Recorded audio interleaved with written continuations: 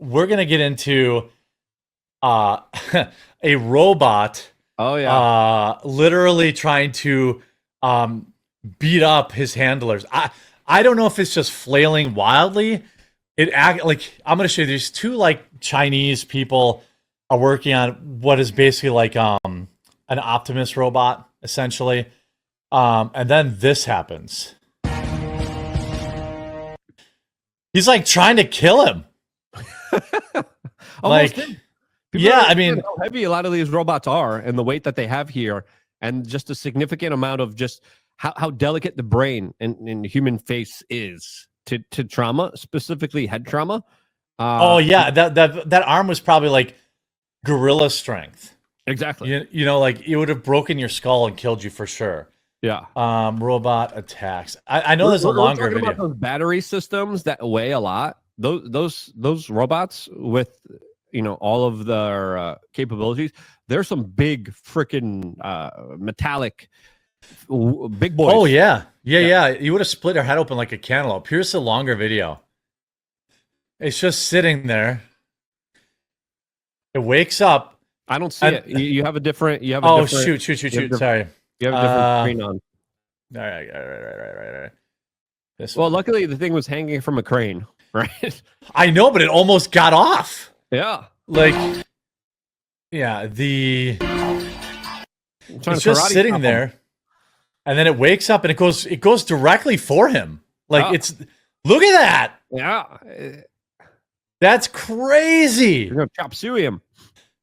Like, Looks like it's what? following him around. Yeah, that's what I mean. Like I mean, that is They crazy. took it off the plug. Yeah, but I mean, that is like a very iRobot moment. Like that thing, it didn't just like turn on and freak out. It was following him and trying to kill him. Yep. Yeah, that was so the story goes a humanoid robot was filmed attacking its handler while trying to break free from restraints in a scene viewers called dystopian. In CCTV footage in a factory in China, the robot, which is attached to a miniature crane, is seen violently swinging its arms back and forth. As it flew what looked like into a rage, it lashed out at the man sitting at a nearby computer who had to duck. Another man standing behind the robot had to back away. The robot, seemingly of its own accord, raised its arms in the air and brought them down again, repeating the motion with increasing speed and violence. Then it began walking forward as it thrashed around in the apparent bid to break free from the crane. The men can be seen flinching and cowering while raising their hands to shield their faces. That wouldn't have, dude, if you put your hand over your face, Yeah, it's not gonna make a difference. it wouldn't matter. Yeah, your face was getting exploded. Like this is Easy. This, what do you make of this? I mean, I've been warning about AI for an extremely long time. And, this automatically brings up a lot of fears. I shared a video in the private chat of probably what the robot saw in üks programming Let me see. and why it acted the way it did. Since Oh yeah. the robot probably saw this clip online and was like, "Screw it, I got. I'm not gonna be a victim."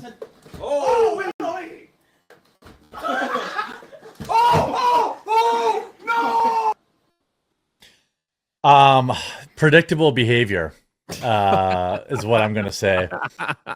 That's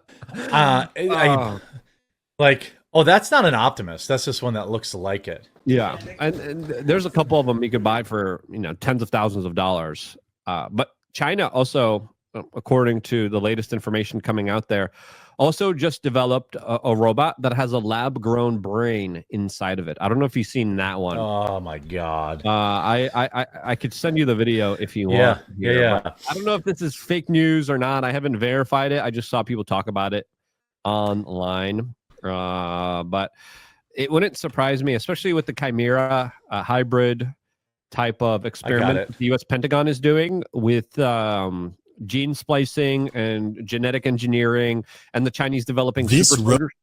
It wouldn't surprise me if this is actually already in a prototype that the Pentagon and the Chinese government has.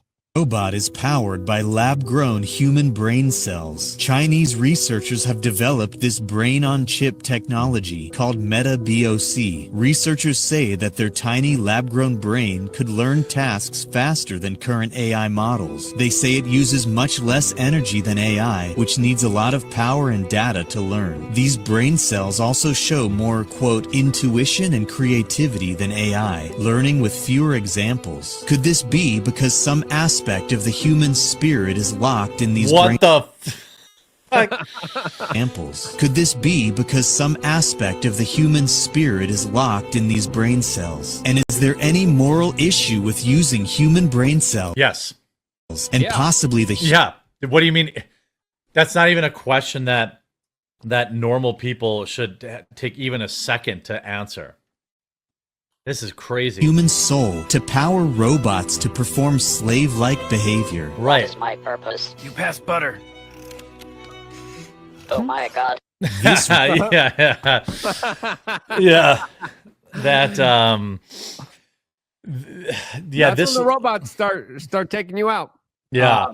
But no, I had some very interesting conversations over the last few weeks with some insiders, and they are petrified with AI. They are like, we got to stop it, and if we don't stop it, it's going to like take out all of humanity.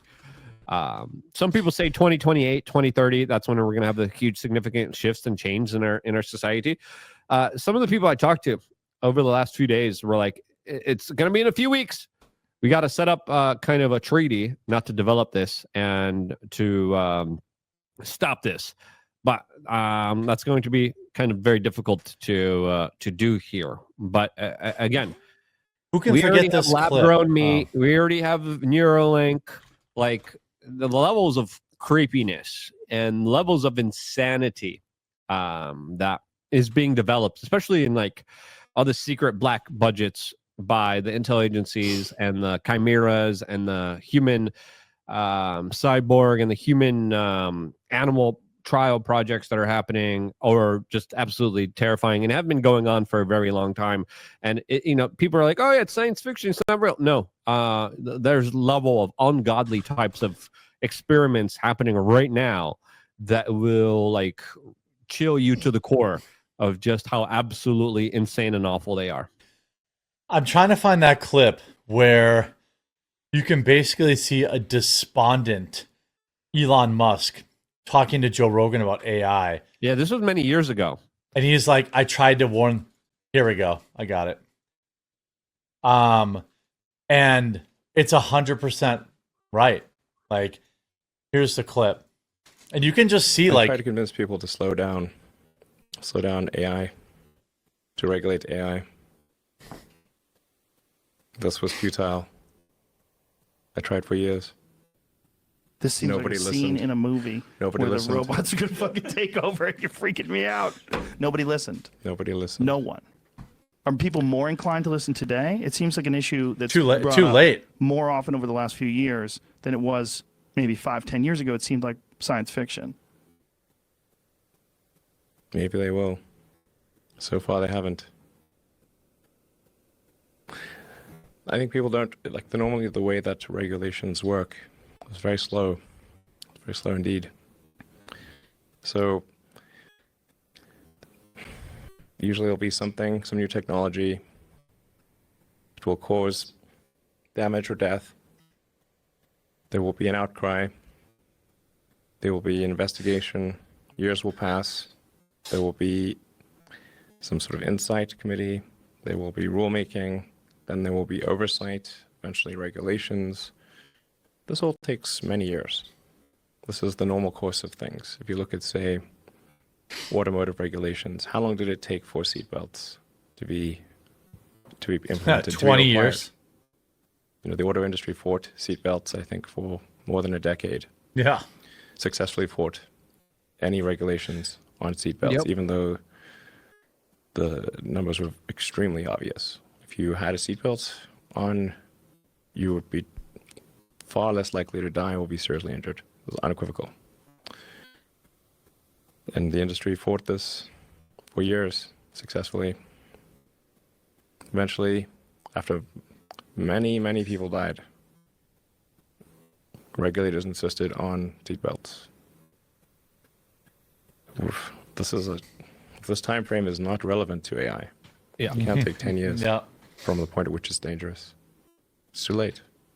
I paused it there. And then, but hey, at least we get some cool goggles from Mark Zuckerberg, who looks like an F-boy, right? Yeah, that's true. That's going to be collecting all of your personal data and information and photos and videos and audio of all of your personal lives that they will be uploading into their artificial intelligence systems in order to make your life a little bit more convenient. That's going to be cool, right?